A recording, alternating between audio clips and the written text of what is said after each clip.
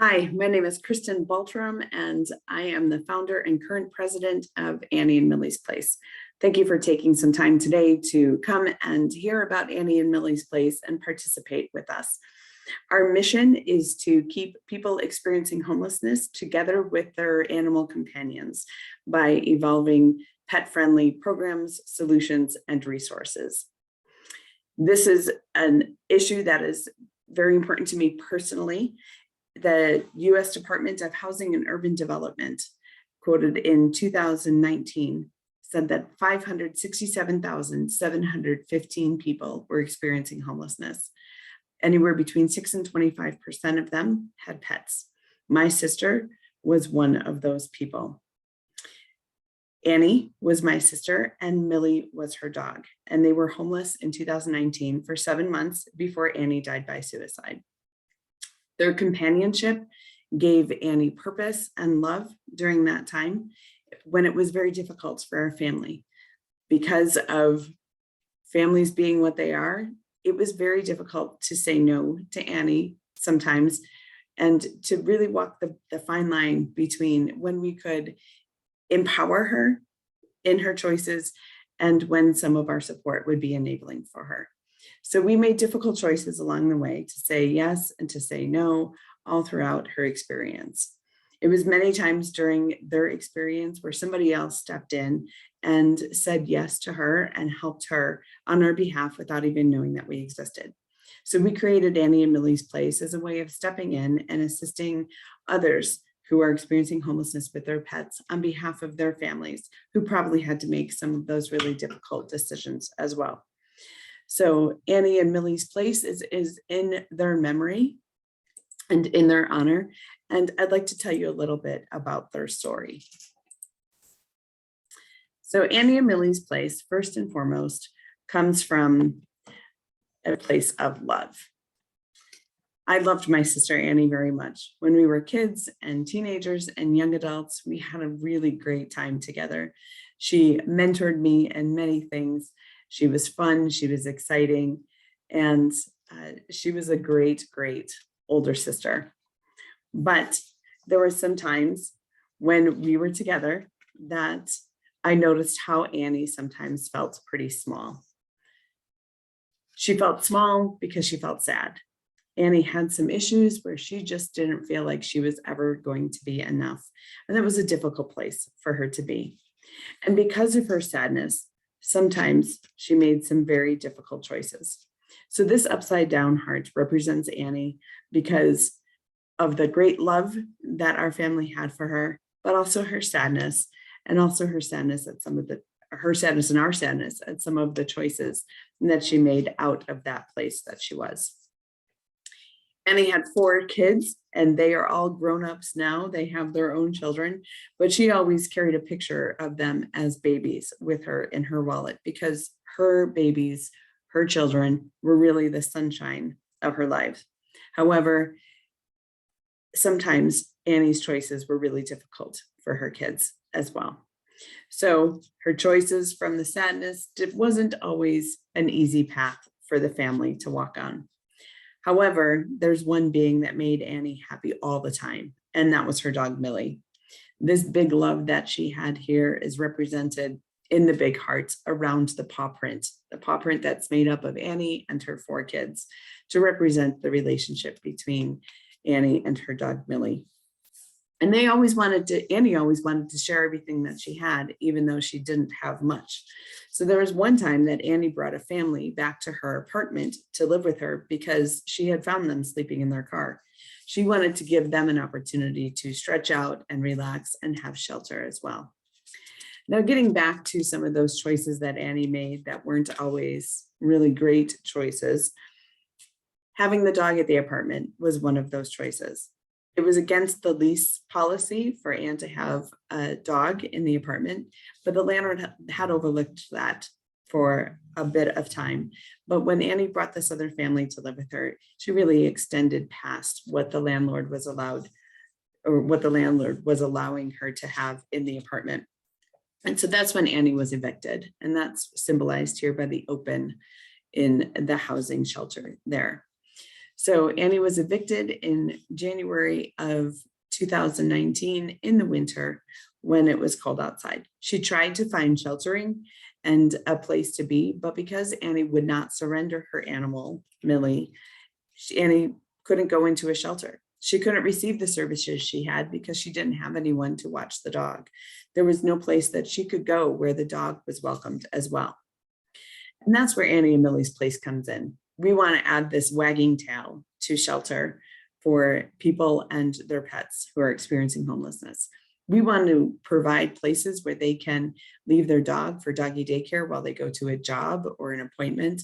We want to provide shelter where co-sheltering, which is your person and your animal companion together, can stay together inside a warm place overnight. So we want to be that welcoming place. And all of that happens on our foundation of faith. We believe that there is a need for this in the world and that we are called to tell our story and be part of finding the solutions to these problems. There's no one size fits all for every need that's out there or every policy or every purpose, but we want to be part of the solution on behalf of Annie and Millie. So our project here is unleashing compassion. The more we can understand the individual story, the more we can engage and hear what's happening with people and pets in our own communities. We can unleash compassion throughout the world. And we do that a couple of different ways. One of our programs is our People and Paw Packs program. This is where we fill backpacks with items that are donated by organizations.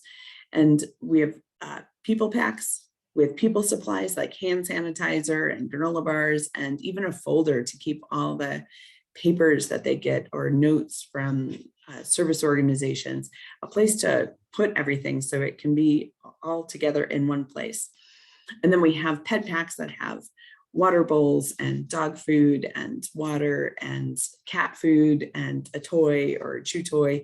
So when we see somebody with their pet, we can give them both a backpack for themselves and a backpack with animal supplies.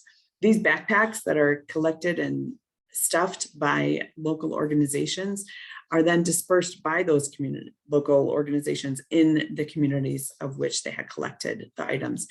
By simply leaving a backpack in your car, when you find somebody flying a sign and you can just grab that backpack and stick your hand out the window and hand them a backpack, you have unleashed compassion in the world and you have seen the person who's there.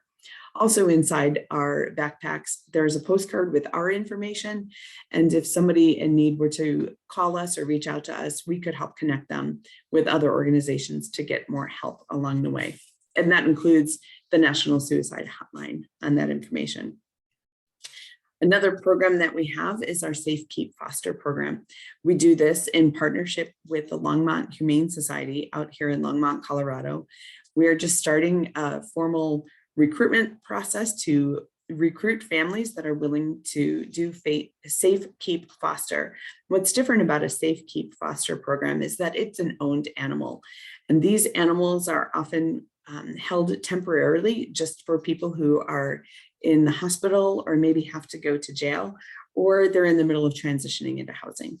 We were able to reclaim one of a homeless person's animal when he went to jail. He was apprehended one night and his animal went into the local shelter. He was only given 3 days to find a new home or find somebody to reclaim his animal for him. Had he not reached out to us and called us, that animal would have become the property of the shelter and then been adopted out, and he would not have his animal. But because we were able to put his dog into our Safe Keep Foster program, when he was released from jail, he got his dog back, and they are together housed today. Another program we are working on developing right now is our doggy daycare program. We're working with a new doggy daycare center in our community to create a space for them to come, and a trusted place for people to come and drop off their animal for doggy daycare so that they can go to appointments or special case situations where they just need somebody to care for their animal because it's not safe to keep their animal out on the street because of local ordinances or policies around leashing your animal outside or leaving your animal in the car during extreme weather. So we are able to provide doggy daycare for those situations. We will also be working toward developing ongoing care for people who are on transition and maybe just can't afford doggy daycare while they're saving money to get into their own housing complex. We do everything in partnership. The Longmont Humane Society, who we're doing our Safe Keep Foster program for, they've been a great partner for us, as well as the Street Dog Coalition, which is based out of Fort Collins, Colorado. They have many teams across the nation, but they give free veterinary care to street animals all across the nation, and we have been able to host clinics for them as well. Another organization that we're in partnership with is Feeding Pets of the Homeless. It's a national organization. We put their business card in our backpacks as well, because in their organization provides emergency veterinary care. Perhaps if a dog is traumatized, hit by a car, wounded in some sort of interaction. Feeding Pets of the Homeless has a national network of animal hospitals that will pay for the veterinary care of that animal. Hope for Longmont is Homeless Outreach, Preventing Encouragement. They are the direct human services that provide shelter for people experiencing homelessness in our community. They run a safe lot program, which allows people to sleep in their cars. And many of those clients have animals that live in the cars with them. We've been able to partner with them as well. And then finally, My Dog is My Home. My Dog is My Home. It's a national organization that provides education and advocacy through storytelling. And also they are building a co-sheltering collaborative, which is a network of organizations that do provide co-sheltering opportunities. And through that network and their quarterly meetings, they are able to share best practices, share funding resources, and just really build a stronger network to advocate for co-sheltering in all the different communities across the nation. We are very proud to partner with all of these organizations, as well as many others. We have some local vets and other animal hospitals that have worked with us to give us discounted pricing on spay and neuter for our homeless friends, furry friends, and to offset some of the emergency and preventative care for homeless animals. So we have many, many partnerships. We don't do any of this in isolation. We believe that the togetherness of the human-animal bond is so important and exemplifies for us how we are to be in partnership with one another. Just like we're in partnership with you for taking time to sit and listen to our story and hear about our organization. Thank you very much for taking time to be with us today. And we look forward to hearing from you more in the future. Thanks again.